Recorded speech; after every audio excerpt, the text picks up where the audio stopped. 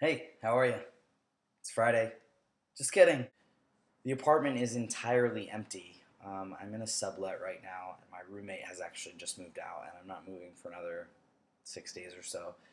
So there's nothing here except for my bed. So I've just been hanging out, dancing, you know, throwing no pants parties by myself. This week is pretty epic, actually, in the community. If you are on Facebook, you know of the overwhelming flood of support that the social media campaign started by the HRC has spurred.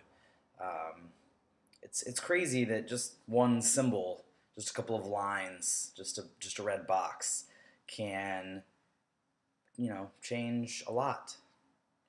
Um, it's funny because I was like scrolling through my Facebook feed today. It was just a blur of like red, just all red. So it was really cool, really kind of inspiring, and it led me to pick the topic for this week. So there you have it. And they said, I came out 2 years ago. I've had the full support of my family, but in the last several months, I've lost my gay pride. In some ways, I almost regret coming out, and I'm wishing that I wasn't gay. I've tried to get back into the LGBT community, looking for events, connecting with others. Everything I seem to find is relationship based. I'm not sure how to get my pride back. And as crazy as that sounds, your pride, how do you lose it, right? I mean, you're gay, your pride should be within you. You should be proud of yourself, right? But I think we have all felt that way. I mean, I know I definitely have. I think that sometimes it's easy to lose sight of exactly what pride means and how it happens, and how much more to the community there is than just who you date. Because it ultimately is so much more than that. I know that in all the time that I've spent in the community, whether it was identifying as a lesbian or after I had transitioned, the intense amount of support and camaraderie and just like true community that I felt has been phenomenal, and it hasn't been surpassed by any other experience that I've ever had. So I think that that is something that should be talked about more. I think that we spend a lot of time talking about um, an us versus them, and what sector of the community do you fit in, and who do you like, and all of those sort of labels that we attach to the boxes that we put ourselves in. But ultimately, we're all in the same umbrella, right? I mean, we're all fighting for the same rights, and we're all struggling to feel included or feel normal, or just not have to worry about it for 5 fucking seconds. So I think that it's important to remember that. It's vital to continuing to fight for each other. I know that the great strides that have been taken in gay rights are not necessarily mimicked in trans rights. Trans rights are miles behind, and that comes with the territory. I think people fear what they don't know, and I think that every small step for our community is a huge step for us as individuals. Today is a day to remember. If you haven't been reading about the Supreme Court hearings, then you should. You should get online and you should read some. I think they even have videos about them, so you could do that instead. But it's really important to know where you stand in all of that, even outside of a political arena. If you feel like there are too many politics involved, or you don't ever see yourself getting married, it doesn't mean that it doesn't affect you and those that you love. You would be surprised who it affects without you knowing. So I think the most important thing to remember is that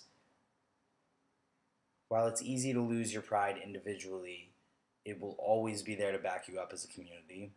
And you just have to remember that there are a million other people feeling the exact same way that you feel.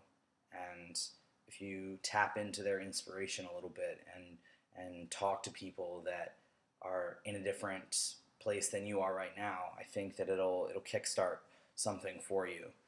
I know that when I decided not to be stealth anymore and decided to get back into the community in the same town that I was in originally before I had transitioned, it was hard, and I honestly felt a little disconnected, and I felt like my pride wasn't really mine to own, and I didn't know how to harness that same passion and love for the people that I cared for in the community and for myself. And it took some time. It took some time. I think that we have to cut ourselves a little bit of slack and understand that our identities are constantly evolving, and that's okay. Your pride is going to look different today than it did when you first came out, or than it will 10 years from now. The one thing that I do want you to take away from today is when you have so much heart and so much emotion and so much riding on such an important issue, it's easy, really easy, to isolate those that you feel don't understand. And while I think it's very important to speak your mind and to surround yourself by people that support you, I also think that, like I said, people fear what they don't know, especially older generations. And I think it's important for us to have a certain degree of grace and patience with people that wouldn't necessarily get the chance otherwise to change their minds.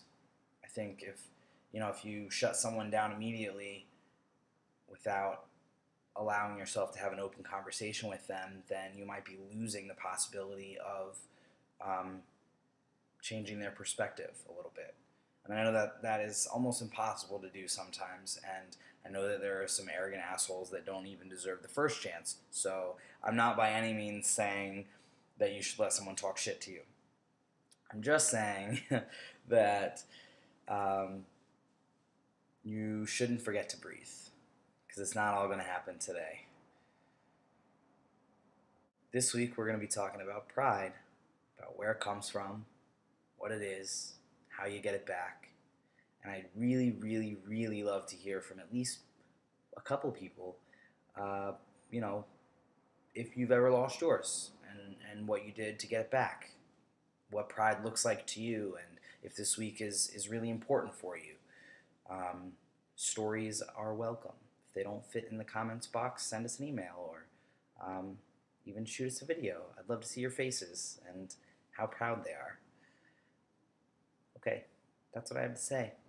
It's late. So, it's time for me to go. I hope you have a good week. I'll see you soon.